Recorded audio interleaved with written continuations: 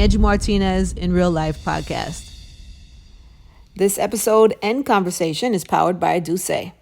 Hi, baby. Hi, Ange. It's good to see you. You too. Thank you for doing this. Always. You know, you always have been one of my favorites. You always say that. You literally always say that. You know why? No. Because I mean it. It's not like because I mean it. It's because I really mean it. Because I would say it to somebody else. Like if somebody was sitting here, it was like, of all the people in the game or the business that you've seen over the years, I'm like, you would be on a list. I don't know if I would have a list, but you would be on the list. Ange. Because you've always been so lovely and consistent and gracious. And I've never seen a bad energy or a negative. But what is that? How do you do that? I don't know. I'm grateful for that. Okay. I mean, I do have bad days. I do have off days. I don't know. I think it's just from being a kid and growing up in the industry and always hearing never let them see you like that. You know what I mean? Because it doesn't show grace. It doesn't show, sometimes it could show an honest side, but it's actually not. What if it's somebody's first time meeting you is what I used to always ask. I think the same thing. And I don't want somebody's first time meeting me to be a bad one, for sure. See, because that's based in you being a person that cares about other feelings, people's feelings. And I've had encounters where I met people before and I'm like, wow, that wasn't great of an encounter. I don't want anybody to say that about me. So yeah, and if there is a flaw or a moment where I have had bad judgment or responded wrong or just went back and even thought about it, I go back to someone later and I'm like, yo, my bad. Really? Absolutely. You have to have humility. I love the piece you did with Hoda about reconnecting with your dad. And that's when I was thinking about you doing this episode with you, I was thinking about what an interesting family experience that you have had in your life. First of all, your family is gorgeous. Thank you. I saw Titan this morning, blindfolding you to taste ice cream. Yes. So cute. He's so cute. Tim is great. You have a beautiful family, but your family experience has been different. Yes. Would you say? Yes. No. Challenged at some points? Absolutely. Yeah. Absolutely. I mean, with me growing up with my mom, my dad being in and out of my life, meeting the Knowles family and having this space of a new family, you know what I mean? And still, of course, having my mom there and having, my two moms and, a father type figure there too. And then meeting my dad later and, establishing as a mom already. As a mom already, losing my mom after I had my son, my husband being awesome, that he's really a G for just helping me figure it all out. You know what I mean? And that for me is the biggest thing. I always want to figure it out myself. And he's always there to remind me you don't have to. And that is a really big blessing for me. That probably has to do with trust, right? Because looking at you talk about having daddy issues and abandonment issues, it's yeah, me too, by the way. I haven't seen my father since I'm 10 years old. It took me till my adult life to be like, oh, shoot, I know it sounds cliche, but I have trust issues. Yes. I have abandonment issues. Yes. And this would be able to trust your husband. Yes. Trust your husband to help yes. you and to lead you. It could be a tricky thing. Yes, and P.S., I still have trust issues. You have to check yourself. What do you do? What is the self? What is the self? Issues, problems you need to iron out. Yeah. That's real talk for me. Yeah, for sure. You know what I mean? And that does come from daddy issues. And the truth is that I think it will always rear its ugly head, and I have to literally be there to talk to that specific part of my brain that's still healing itself. Cause what do you say? For me, what is the process? Yeah. I'll literally ask myself, is this the insecure you? Is this the trauma-infused 7-year-old you? Is this the trauma? You know what I mean? I have to ask myself, which part of this is showing up. When do you ask yourself that? In the middle of probably feelings? in the middle of my frustrating tears, pulled over to the side from driving my car because I'm going through something. Yeah, it's so funny because I had a moment like that maybe the other day. And it was so funny. I was like, why am I bucking right now? And so I also connected it with spirituality because I always feel like when we're so close to something big and great, my view is like the enemy's definitely gonna be gunning for you Yeah. because you're so I close, feel like that too. You're so close to this big thing. So I have to be able to clock it. I have to be able to check myself, and I have to be able to move past it. So that's literally what happened. It was like one thought started, and then it was like another, I'm not even joking, Angie, like 20 happened. Wow. And then from 20, it was 40. And then from 40, I was like, Oh, you were spiraling. oh my God, my hands were shaking. I had tears in my eyes. I was like, what just happened? And it's so funny because like even before, I think the day before, somebody said, I just wish somebody would just show when they having a nervous breakdown. I was like, nobody has time to pick up the phone and go, I'm having a nervous breakdown. Right. You know what I mean? Because they say that everybody does the highlight reel. So when there are moments like this to be vulnerable and honest, like I have to be. Yeah. You know what I mean? This happened days ago. So I had the moment and literally was like, I am tripping, sat there, and I was about to go and I get iron transfusions because my iron is low. Sat there and I was like, oh, you on the brink of something big. Literally my smile goes whoop, and it turned, and it literally from tears to, I'm on the verge of something big. Why am I on the verge of something big? Because I keep thinking about all these big thoughts, because I know I'm great, because I know you know what I mean? Like I had to like talk to myself. I love that. And I realized like everything I tell my son, I have to be an example of. Do you have triggers? Because when you have a moment like that, I think I had a moment like that the other day. I'm trying to think what my trigger might have been. Maybe I just was doing too much. Sometimes I was doing too much. If I don't give myself enough time to process, think. Yeah. And then you're like running on fumes, right? So like if you're running on fumes, and then something happens, Yes. you're like down. Oh. Because things happen all the time. So I'm if you're falling, running on fumes, and I can't get up. Yeah, it's horrible. That's me. Yeah. And so it jumps from that to, okay, let's get the kids up.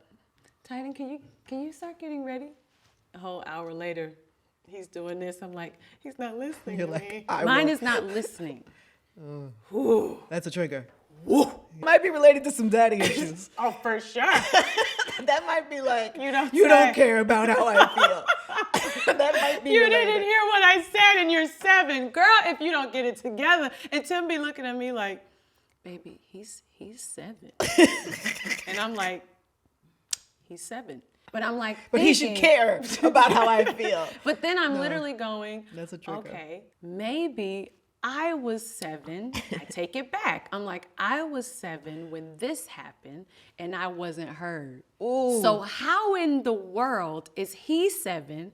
I'm experiencing this from a 7-year-old and it's triggering me and I'm just spiraling out of control. Right. Like it all just goes boop, boop, boop, boop. You have nothing else left. It's really interesting, just what Yeah. happens to us as kids and then what we do to our kids. Yes. I always just try to give myself grace by saying like, because I come from, so my mother is the child of a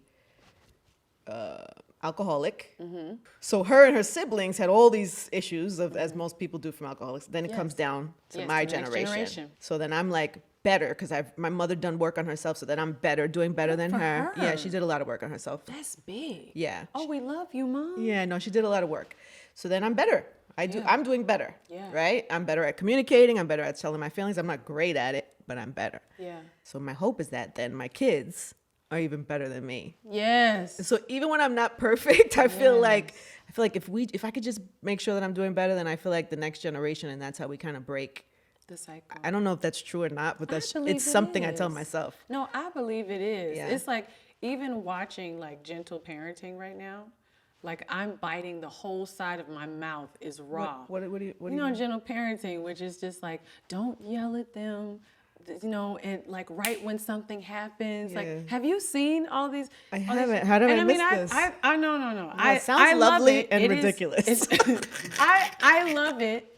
And some of it makes sense to me and some of it doesn't. Mm-hmm. And I respect it though, because what gentle parenting is trying to do is break the generational curse of talking at your kids and making them feel seen and respected. And the first place they're going to understand love and respect and self-awareness is in the home. Yeah. You know, like if Titan stumps up the stairs, I'm like, I understand you're upset right now, but that is very disrespectful.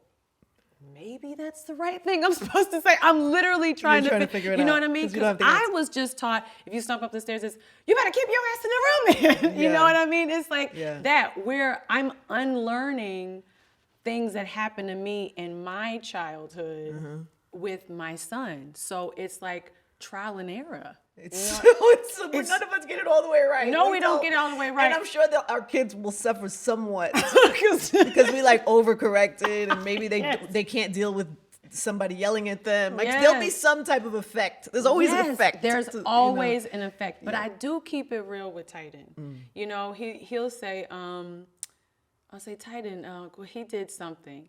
And I said, son, I was like, I really, really want you to think about what happened, because that's not like you. What happened to make you feel that way? And what, like, I'm asking all these like Sherlock Holmes investigating questions, trying to figure out. I talk to my kids that way too. Yes, trying to figure out what the root of whatever it was that happened.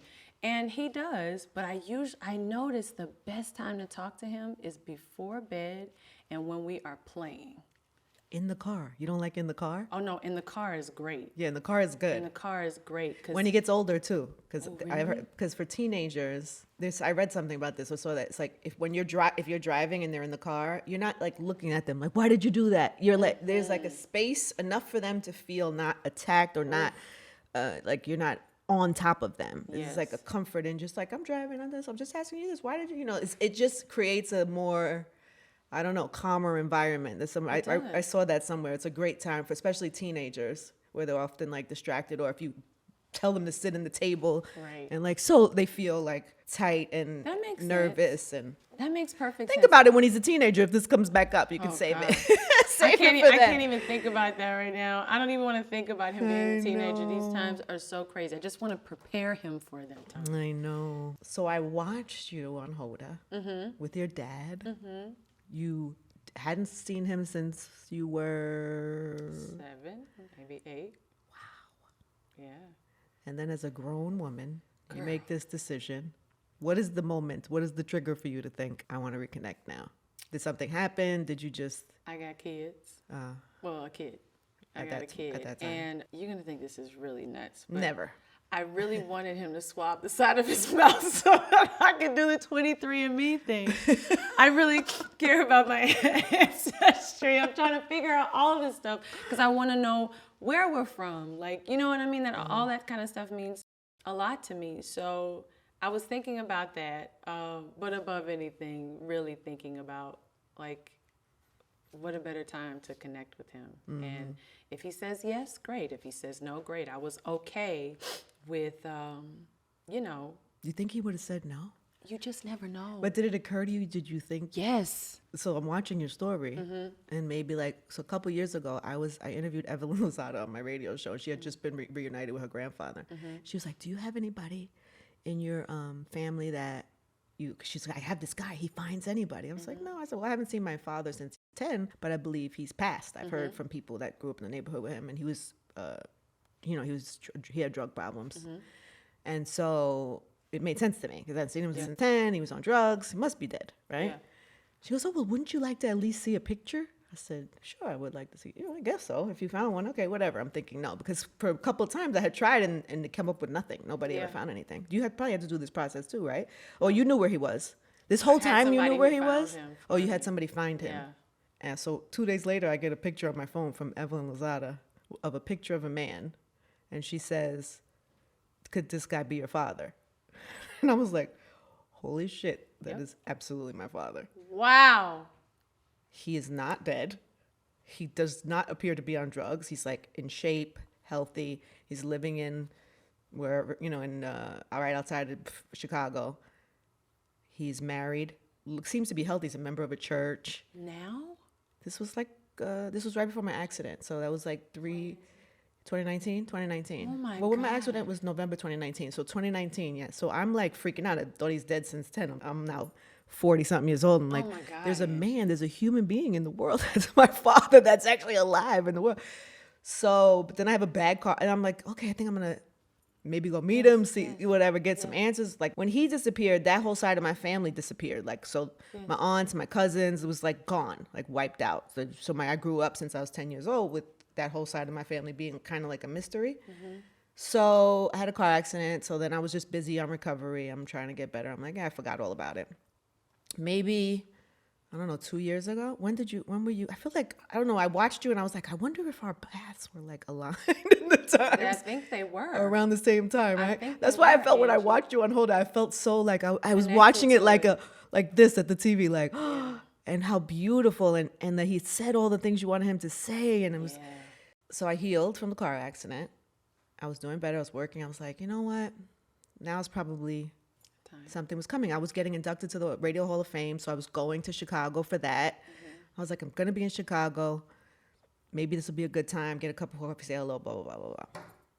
So the private investigator tells me, are you sure you want to call yourself? Because people respond differently. But in my mind, I'm like, this woman got me not breathing right now. I'm Go sorry. ahead. I'm sorry. Because in my God. mind, the way it occurred to you, like, what if he said no? It never occurred to me. In my mind, I was thinking, he's going to be so happy that I'm reaching out, that I found him. Yes. Because clearly, because I always had grace and compassion for him. I was like, he was on drugs. He had a problem. Yes. I always kind of, and then I think that led to, if we connect what our parents do to us, to our lives, I thought, that's probably why I give people, whoever they are, not always good people, but I see good. I see, oh, something happened to you. That's why you're like this. Yes. I don't see people as bad people. I always give people, so I think because that I grew up that way. Anyway, so fast forward, so he called.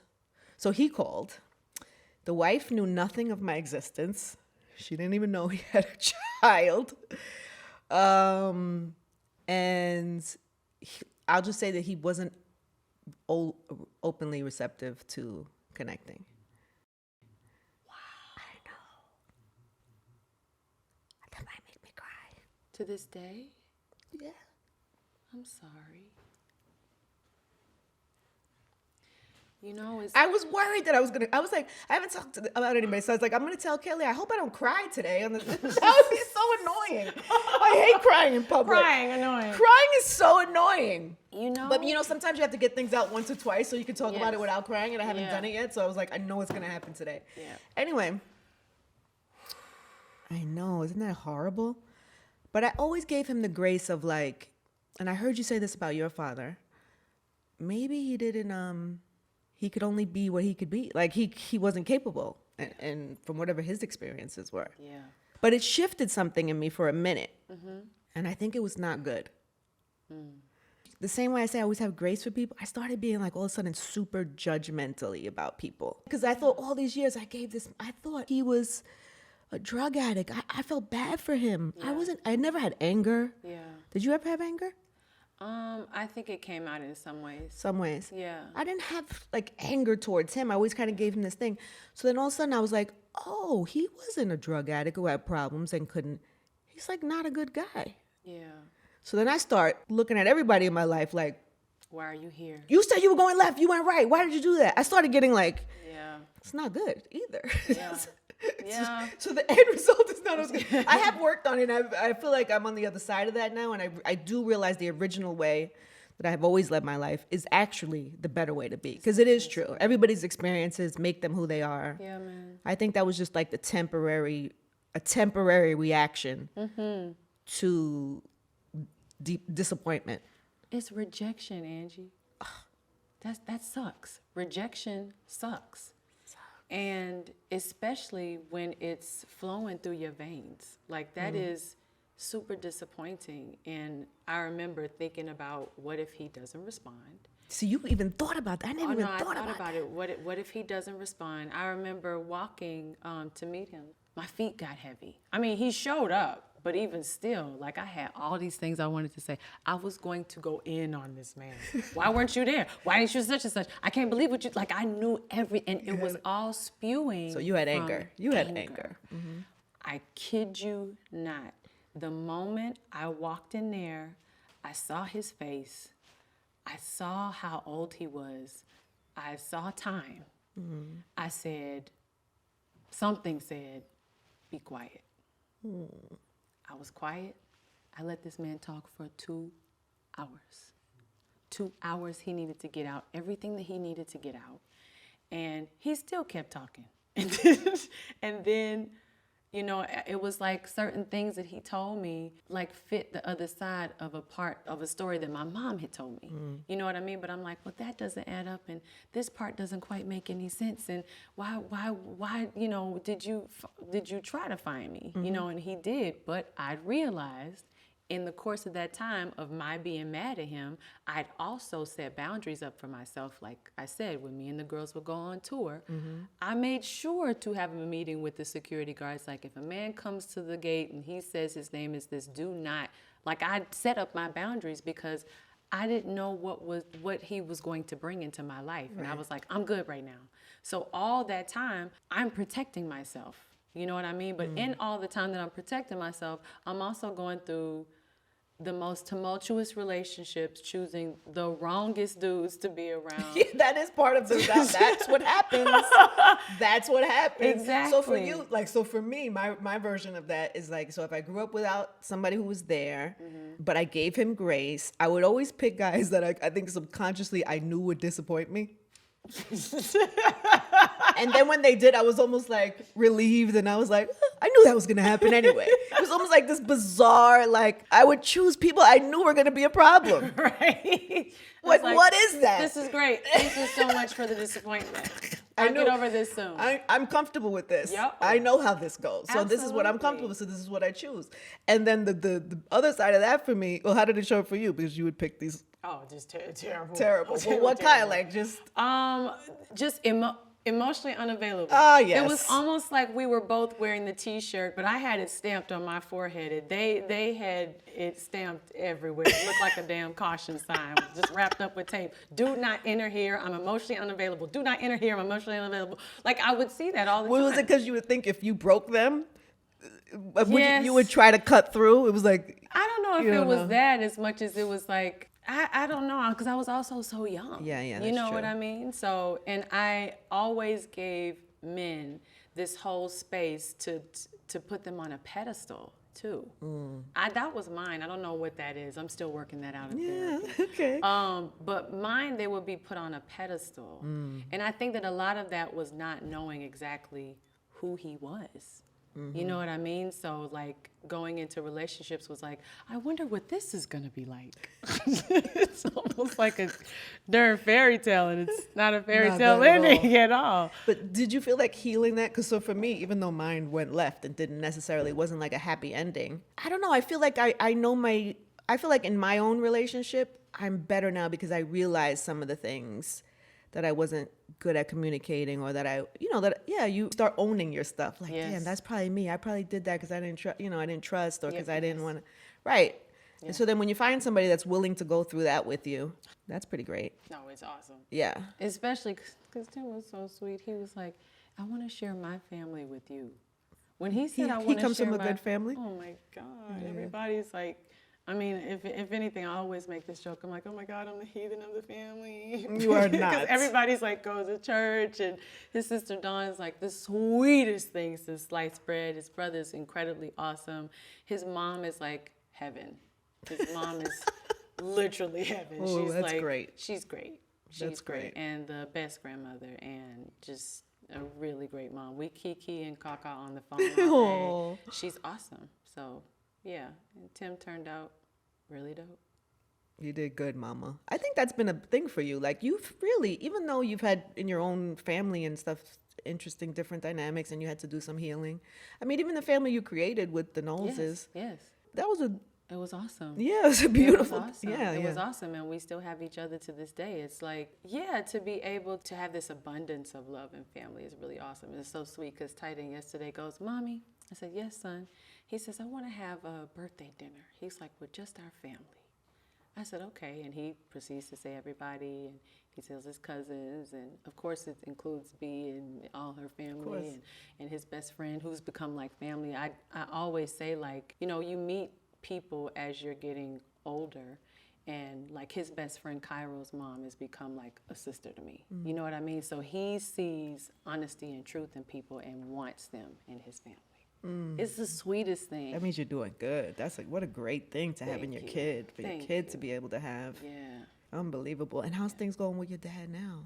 It's great. Really? Yes. This is like amazing story. It's great. It's so funny because no disappointment in it? I mean, here's the thing. What's interesting is he'll go days without calling, and I'm like, Dad, where were you? And he's like, oh, I was at work, baby. And then he'll say, I thought you forgot about me. And then his trauma sets in, and then he won't call me because he'll think that I'm mad at him. And then, or he'll call me like, I can't believe you ain't called me in about 5 days. That's just rude. You don't do your daddy like that. I said, Daddy, this is two-sided coin, and you call me too, just to check in. You're still learning each other. That's the way, yes, we're learning each other, and he, truth be told, doesn't know how to be a dad. You know what I mean? And he told me, like, his trauma with his dad and his dad's dad. So they're all learning to, like, they all experience that. How are you navigating through, like for me, so this whole podcast is called In Real Life, because I had, in the past, I had a really good life. Like, I had not a lot of loss. I had no trauma. I never really had anxiety in that type of way. Then I had a car accident. All of a sudden, I knew what anxiety was. I knew what trauma was. I knew what loss was. I knew I had this thing with my dad that happened. Yeah. I call him my dad. That's so nuts. Because he is. Okay, my father. Okay. Father is probably a That's better fair. word. That is fair. My biological father. This thing with my biological father. But then it translates into my work and my career and my purpose in my life. So I feel like I have figured out a way for these real life experiences to do what I love, and also kind of intertwine them in a weird way and have these conversations about these experiences and share and all of that stuff. So I wonder for you, because you have had a beautiful career, I feel like you do what you want. Yeah, and we're just getting started.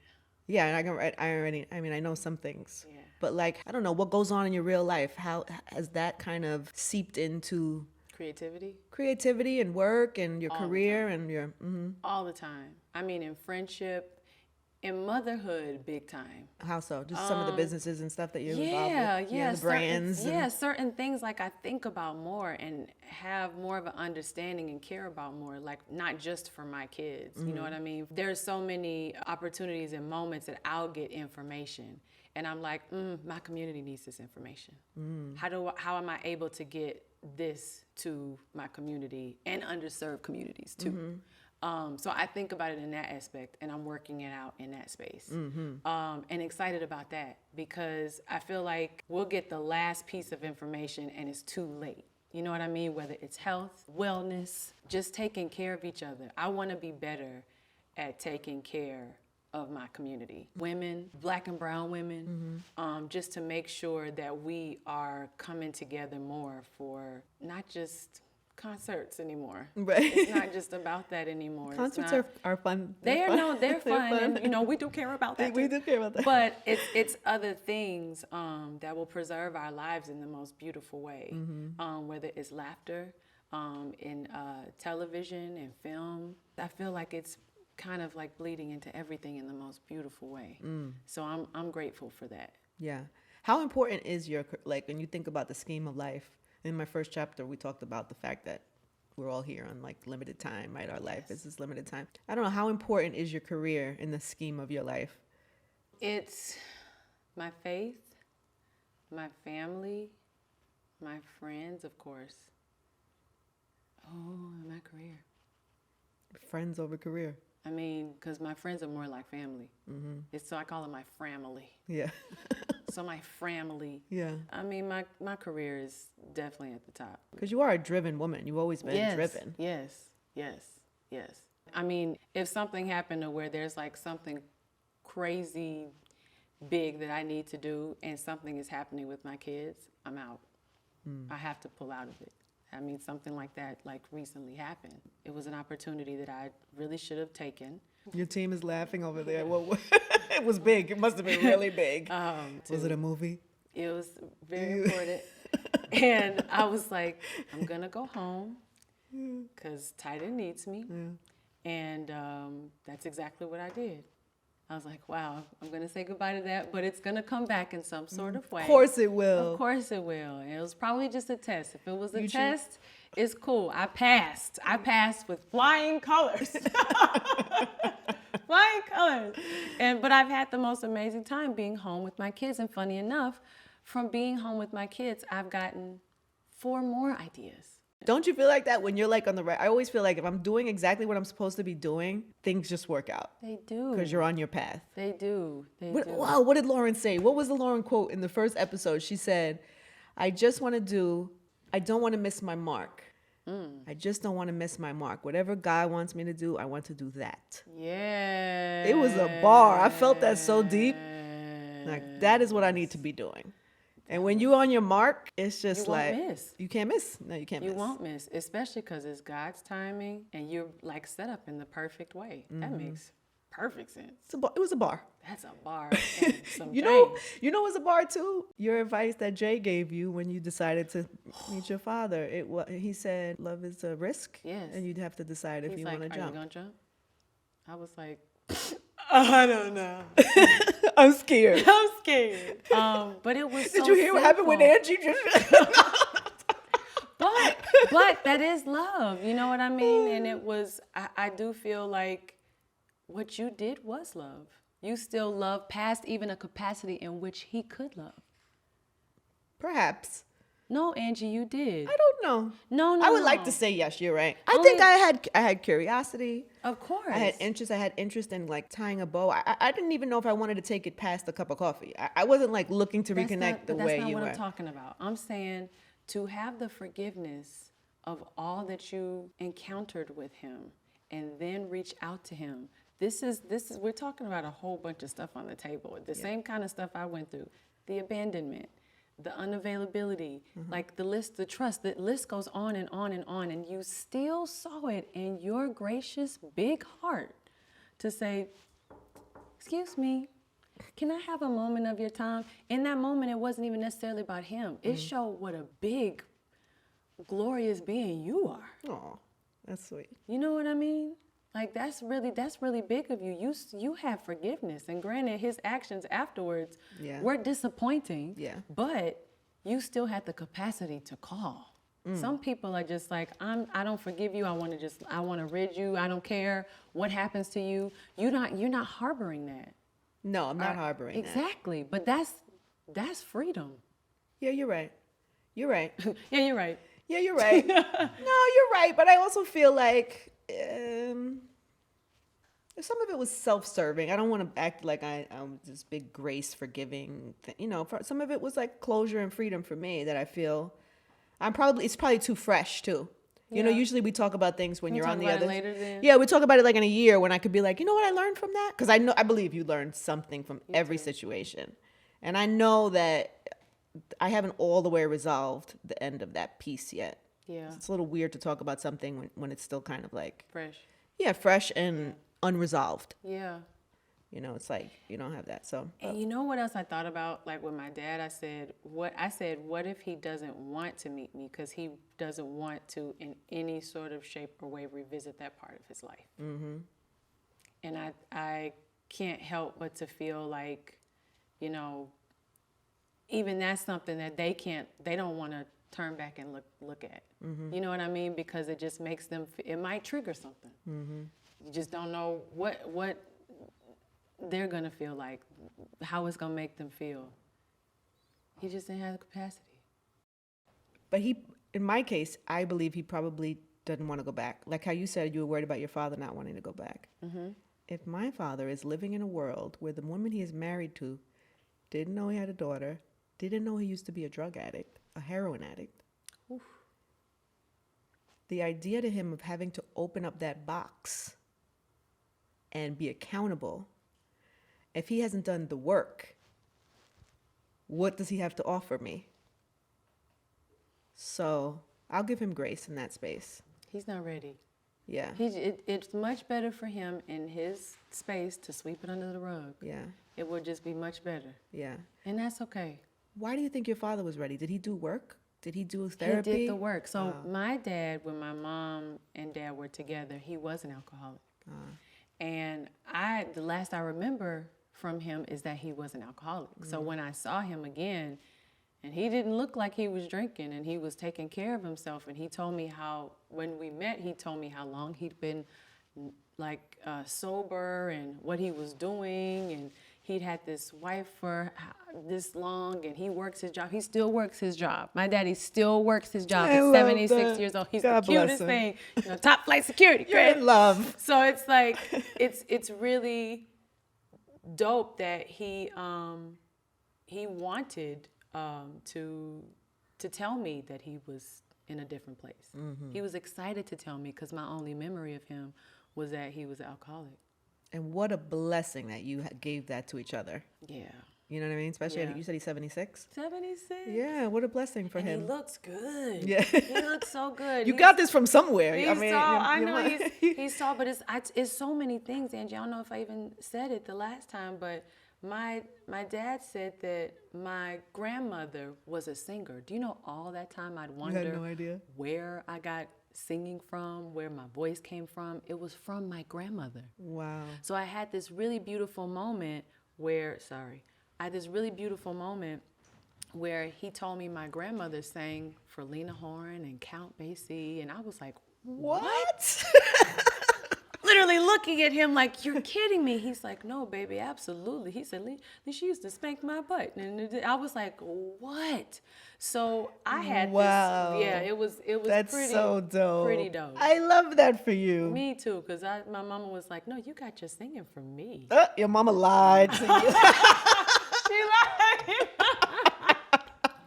Your mama lied to you. It's so funny because after I finished that interview, it was almost like people wanted to keep talking about it with me because they had their own experiences. Yeah, of estrangement and family and stuff. And like this one girl pulled me over to the side, shout out to her, and said, how do you feel now?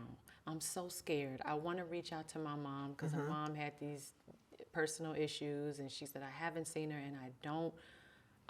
When she just closed her eyes and she clenched her fist, I was like, and I rubbed her hands. I was like, you're really upset. I was like, I get it. You're mad. You got to let some of that go, though. And I just rubbed her hands, and I just said, when you're ready, you'll do it. Oof, that's good advice. Yeah, when you're ready, you'll do it. Don't rush yourself. And she's like, but it's like you said, each day isn't promised. I said, it isn't. But if it's supposed to happen, it's going to happen. And I would tell that girl, too, even if, you have the Kelly Rowland scenario, you have the Angie Martinez scenario. It could go either way. It could. Is the truth. It could. But all you can really control is how you deal with it and process it. For me, I know that if I would have never reached out and then 5 years later got notification that he had passed, then who's that on? Mm-hmm.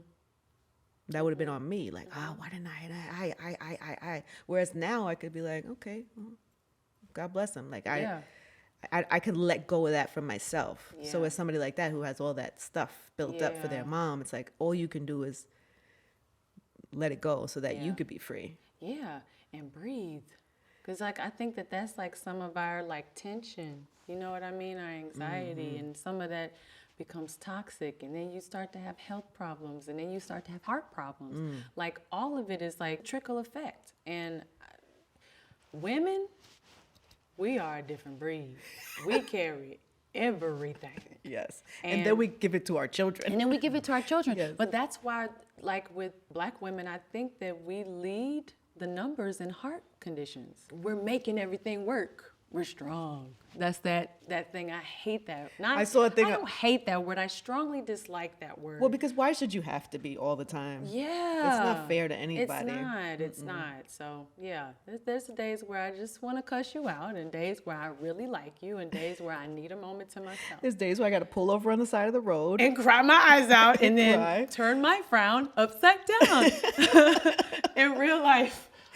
In real life. In real life. Oh, I love that you're so free and so open and so willing to share your stories. Because I really do think that people, us having real conversations about things like this, people need it. Yeah. We all need it. We still need it. All of us need it. Successful people, people on the come up, kids, teenagers. Yes. People who are dealing with hardcore trauma right now need to know that they are not by themselves. It's like the only way we get that kind of community and open up conversations is by opening up ourselves and sharing. And so I love that you do that. Thank you. I love that you made a space for it. Thank you, baby.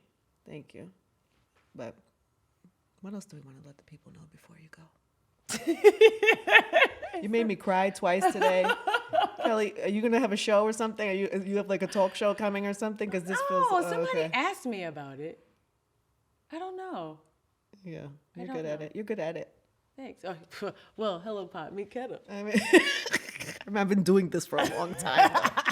You can multitask. I can't get on a stage and dance around and sing like you. I ain't get on the stage and dancing around unless it's with Bea or Michelle, and it takes a real fun time to bring me out. I must say. I loved you guys at Coachella. It was so much fun. How good was that moment? It was so much fun. And Kelly, you're so good. Thanks, babe. It's something, we don't see you all the time do that. So when we see a moment like that and you're reminded, it's like, damn, she's good. The funny thing is like, I had this moment where I was like, I really love performing with the girls. And I had to think about it, like, do I love performing by myself? I like performing by myself a lot, especially when I get the luxury of rehearsals and time. But like, I love it with the girls. Why? What's the difference? It's just fun. It's also probably how I started. But I also think like, it's like certain like stuff that we do and silly stuff that we do. Maybe just that it reminds me that I'm in my teens too. Right. I'm like, oh, I was 16 and you know what I mean? Exactly. No bills and responsibilities and kids and it's great. But I love my kids, so let's make that very clear. So people be like, oh my God, she doesn't. But everybody knows you love your kids. Yes, I do. I love my kids. But what I will say is that like I love performing. I do. It's just even more fun with the girls. It's just we've seen B, especially at that time when I saw you guys together, we had seen B do this so much, and I'm missing B perform. Like we haven't seen her perform in how long? Oh, but it's coming.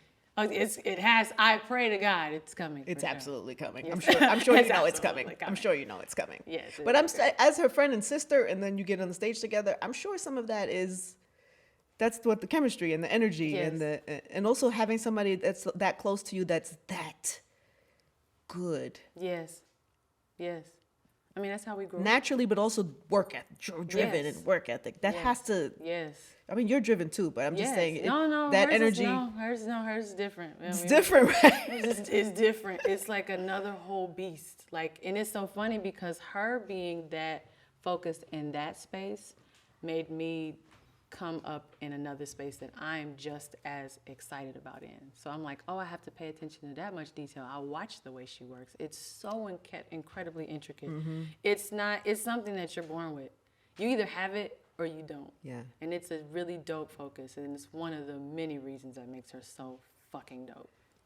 Yes, but what makes you so fucking dope, and I think what makes people fall in love with you is watching you guys as kids. And when you're standing next to someone that has that type of drive and that type of work ethic and it's that bright, not many people could be as comfortable and secure and have their own light as gracefully as you have done. Thank you.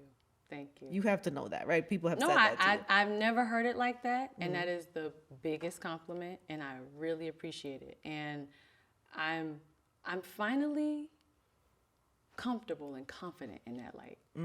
And I think like before as a kid, that's why I'm thanking you for that compliment, because before as a kid, I think that sometimes you feel like maybe I should, you know what I mean, sink a little, but you don't ever sink for anybody. You stand straight, you put your head and face forward, and you know exactly what you bring to the table. Because when you do, everybody else gets to the light is bigger, the shine is bigger. You guys look better together.